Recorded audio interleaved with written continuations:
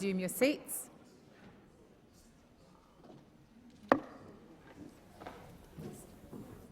Pursuant to order, I now call Senator Payman to make her first speech and ask senators that the usual courtesies be extended to her. I call Senator Payman.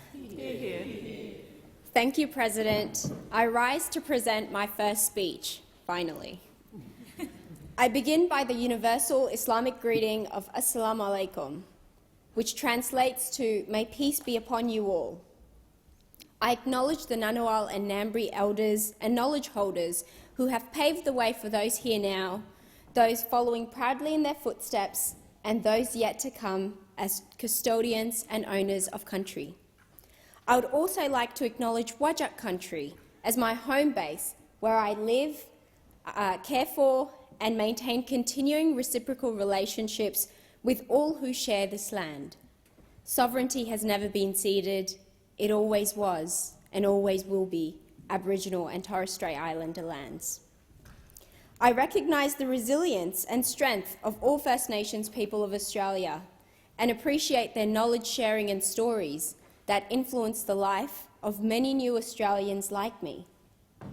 It is time to recognise the constitutionally enshrined voice to Parliament as a significant and practical reform to get long overdue outcomes for the First Nations people.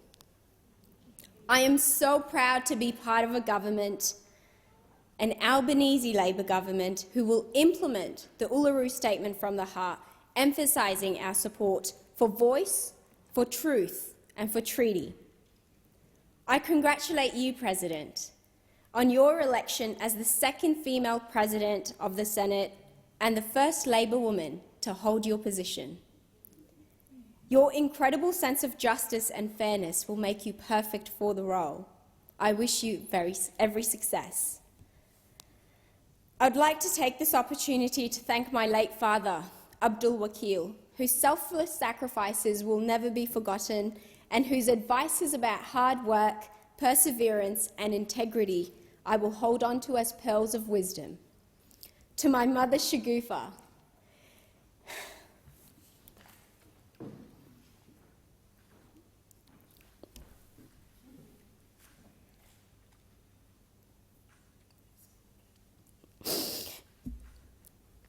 your unconditional love has given me the strength to get through my toughest moments. Thank you for always supporting me and trusting my ambitious journey. To my three amazing siblings, thank you for making life that extra bit bearable. Hurush, you have made me so proud of all your achievements as a mother, as a wife, a makeup artist and soon-to-be pharmacist. Salman, I love your sense of humour and enjoy our spontaneous kitchen counter philosophical discussions. Sina, who's preparing like so many young Australians to sit the final Year 12 exams, your wisdom is beyond your years and I know you have a bright future ahead of you. I wish Sina and all the Year 12 students out there sitting their final exams the best of luck. No such thing as a first speech without dedicating a section to my incredible mentors and support network. I would not be here without you. The WA Labor Party office team, former State Secretary Tim Picton and current State Secretary Ellie Whittaker, thank you all for your efforts in supporting my campaign. Jacob Stokes, congratulations on running the best Senate campaign Australia has ever seen, with a great deal of strategic direction and management. Thank you for putting up with my highs and lows on the campaign trail. Dom Rose, I know you couldn't be with us today, but thank you for being an older brother that saw potential behind my crazy ideas and supported me through my breakdowns. And, of course, introduced me to the Dockers. Carolyn Smith, thank you for your generosity, guidance and goodwill. The Honourable Pierre Yang MLC, thank you for giving me the opportunity to prove myself and for taking me under your wing of guidance on this political journey. Terry Healy MLA, thank you for the contagious energy and interest you brought to my campaign. always full of amazing ideas and inspiration. Janine Freeman, thank you for the long chats and providing me a platform to speak my mind. I want to extend my appreciation to every federal WA Labor colleague who supported my campaign and encouraged me to keep striving. I wish I had time to name you all. I'm also grateful to my dear friends and my state Labor colleagues present here in the gallery who travelled from WA and across the country to be with me today.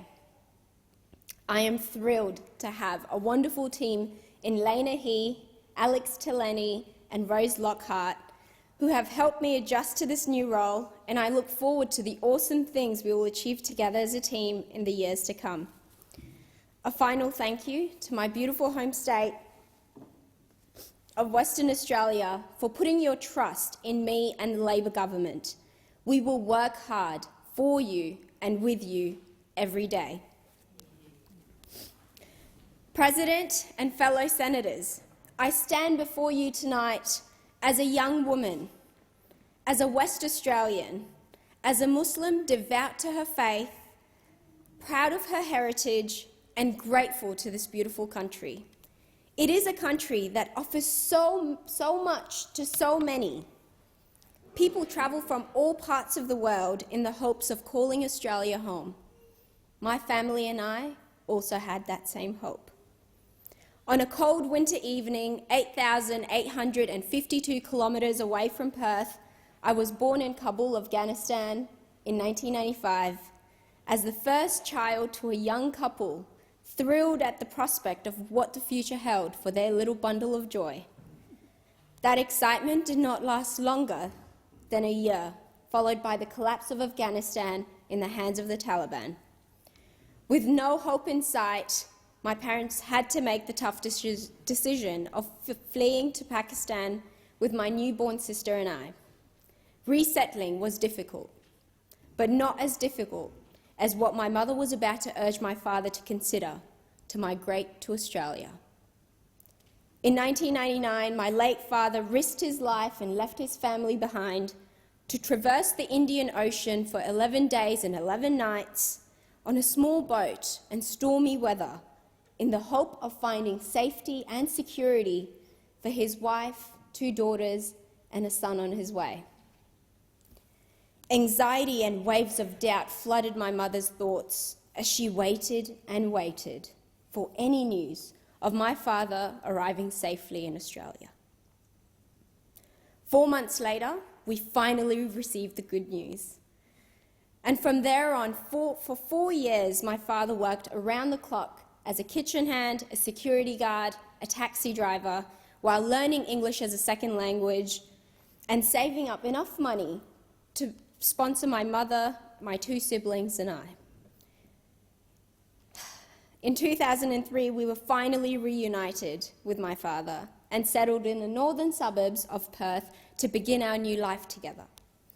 As we adjusted and adapted, I witnessed the struggles my parents went through to put food on the table, to pay for our education, and to provide a roof over our heads. Like many hard-working Australians, this came as second nature to my parents, who just wanted the best future for their children. From discrimination and abuse to job insecurity and low wages, my father endured those hardships without complaining or seeking compensation. And when my youngest brother started kindergarten, that's when my mother embarked on a journey to start her own small business, a driving school to empower other women. Despite the unfamiliarity of the venture, my mother strived to alleviate the financial burden on my father to make ends meet.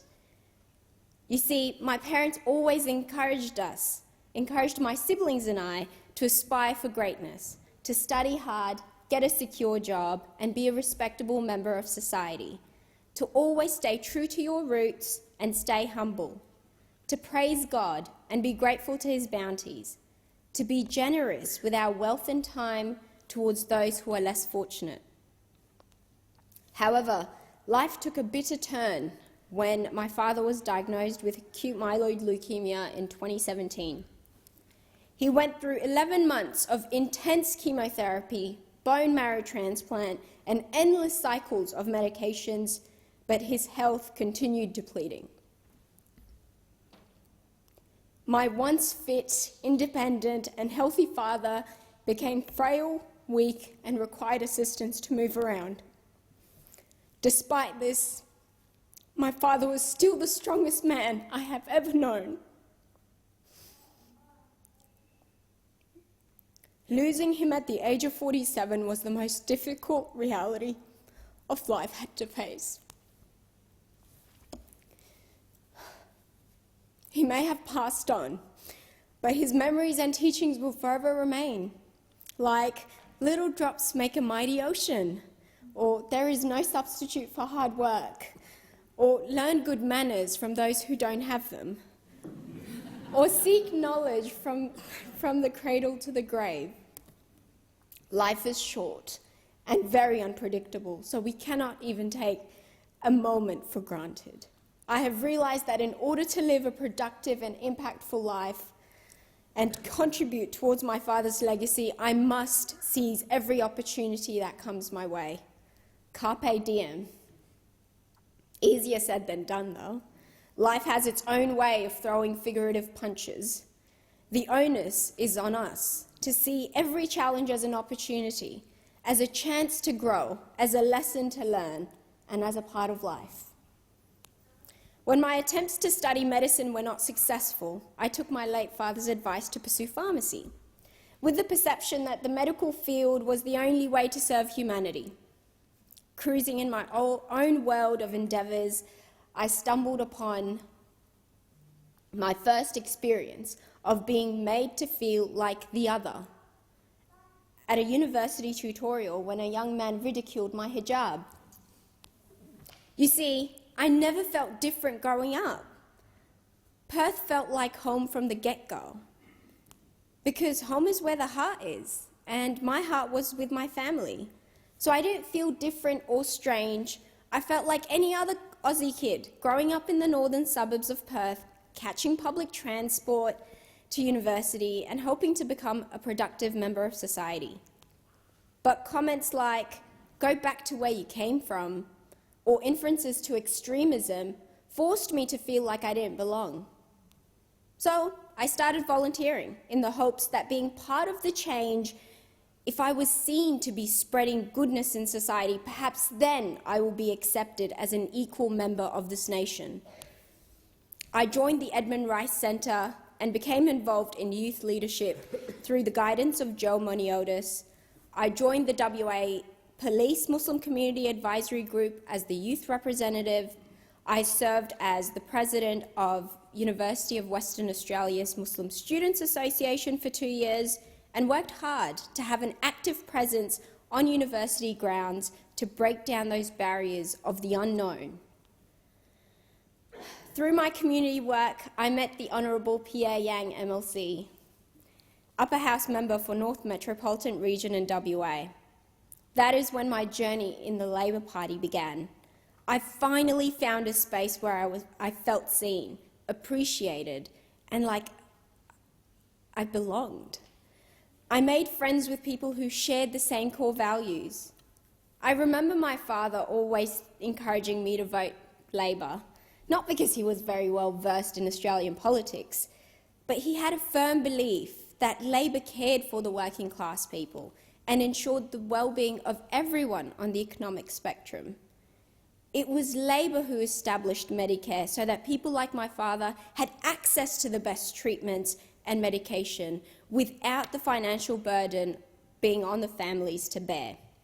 It was Labor who abolished the White Australia policy to acknowledge, respect and celebrate the diversity of our growing multicultural society so families like mine don't feel ostracised. It was Labor who pioneered superannuation and fought for workers' rights, ensuring everyone was afforded a fair day's pay so hard-working Australians like my father weren't taken advantage of. And it is Labor who advocates strongly for education of all levels to be accessible to each and every Australian, to have the same opportunities to start life on the front foot. It was a proud moment when I finally joined the Labor Party as a member. And from there on, my experience as a union organiser at the United Workers' Union solidified my Labor values and motivated me to spend every day fighting for fairness, justice and equality. I realised that my father was not alone in receiving poor treatment at work, so I strived to give the voiceless a platform to share their concerns and help to shape the policy that impacted their lives. Thousands of vulnerable workers in industries ranging from aged care, disability care and early childhood education to enrolled nurses and paramedics to hospitality workers are all being underpaid, overworked and find themselves in very poor working conditions with little to no annual or sick leave. I knew they deserved better, and I wanted to be part of fighting the good fight for them. After years of volunteering and dedicating myself to the movement, I finally felt my calling. This was going to be my way of serving humanity in my own community. In 2021, I was asked to run for the Senate, and after many conversations with my former boss, Dom Rose, and the United Workers' Union Secretary, Carolyn Smith, I decided to go for it. I wanted to be a representative for all Western Australians, including First Nations people and our cultural minority groups who remain unrecognised for their contributions. We need our ideas and concerns to be considered. We needed a government that cared and listened. We needed a Labor government to restore that justice and clean up the mess created by almost a decade of poor decisions and policies from the previous government. So as the daughter of a refugee who came to this land with dreams of a safe and better future, I gave myself that audacity to challenge the system and to see how far I would go, to see how much ground I could break, to see how much change I could initiate. I knew it wouldn't be an easy fight winning the third Labor Senate spot in WA. 1984 was the last time it was ours, but I gave it my best shot anyway and worked hard on electing an Albanese Labor government. Only when the numbers started creeping in and the seat was in contention that I felt the responsibility weighing on my shoulders. I'm honoured to have been elected as the Senator for Western Australia. And here we are today, as I give my first speech celebrating 108 days since the election of a new Labor government, focusing on a better future for all. Australians elected representatives focused on tackling the spiralling cost of living, and we will make healthcare, childcare and housing more affordable. Australians showed us their appetite for a parliament that reflects our society, because you can't be what you can't see. Australians chose a government that values integrity, transparency, equality and fairness for all. I am proud to say that the 47th Parliament, under the leadership of our Prime Minister, Anthony Albanese, will focus on closing that gap, bringing the nation together and ending the politics of division. What a proud moment for Australia. What a proud moment to put hand on heart and call oneself Australian. This Parliament is finally starting to reflect the nation envisaged by the current Leader of the Senate, Senator Wong, in her first speech, and I quote, "I seek a nation that is truly one nation, one in which all Australians can share regardless of race or gender or other attribute and regardless of where they live or where difference is not a basis for exclusion." End quote. I am small in stature, but my potential is limited only by how far my determination will take me. I'm here to see what matters to ordinary Australians is what matters to our politicians. As a Labor Senator for WA, I want to continue standing up for my beautiful home state as your voice and representative in Canberra, and I promise to never take you for granted. I want to work towards better representation in our federal and state parliaments by engaging with women, people of colour, faith and all walks of life to take up the opportunity, because if I could make it, so can you. I want to ensure that young people are acknowledged and considered when decisions about their futures are being made. Inspired by James Charlton's book, Nothing About Us Without Us, will be a slogan that I will embrace when advocating for accessible housing, education and employment opportunities for Australian youth. I want to eradicate stigmas around mental health and make it more accessible to receive professional help. As someone who suffered from grief, anxiety and depression after my father's passing, I appreciate the importance of maintaining my emotional and mental state. I do not know what it will take to end homelessness, but I want it gone. In a progressive first world country, we must aim to remove poverty and homelessness from our streets and ensure everyone has access to basic human needs. I want to see people in jobs with dignity, having quality time to spend with their families, being able to give their children a good education, and be respected members and citizens of a country that appreciates their contributions and respects their uniqueness. I want to give this opportunity my best shot by staying hungry and humble, because not many 27-year-olds can say that they have the honour and privilege of serving our nation as a senator. It is so important to acknowledge that privilege, because only then will we appreciate our purpose, responsibilities and duties to the people who elected us here, to this Parliament, hoping for a better future.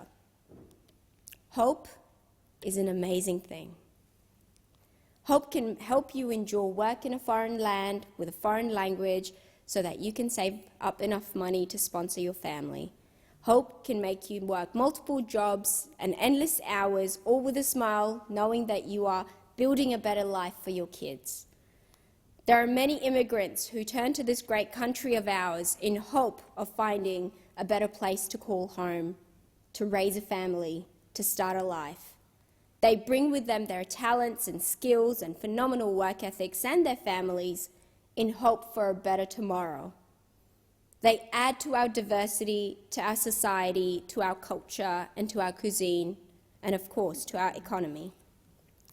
Whilst at times, and even in this very chamber, xenophobia has raised its ugly head.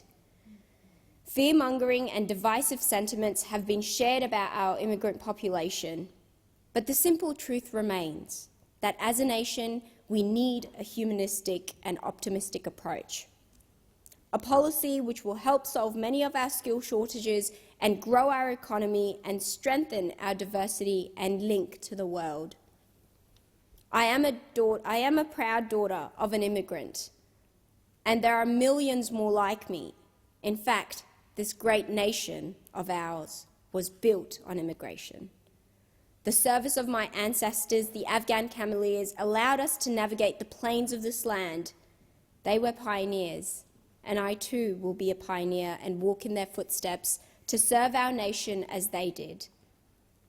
As a nation, we have the potential, we have the drive, and we definitely have the appetite to support, grow, and nurture the future leaders to come. So let us quit the bigotry, racism, and discrimination. Australia is way beyond that. Let us not settle on multiculturalism being just a brand we associate with or take pride in as a nation, but rather fully embrace it by caring for one another, by accepting each other for who we are and what we can become, and by ensuring all voices are heard at the table. It is time to love, care, and respect one another. It is time to unite, not break away and divide.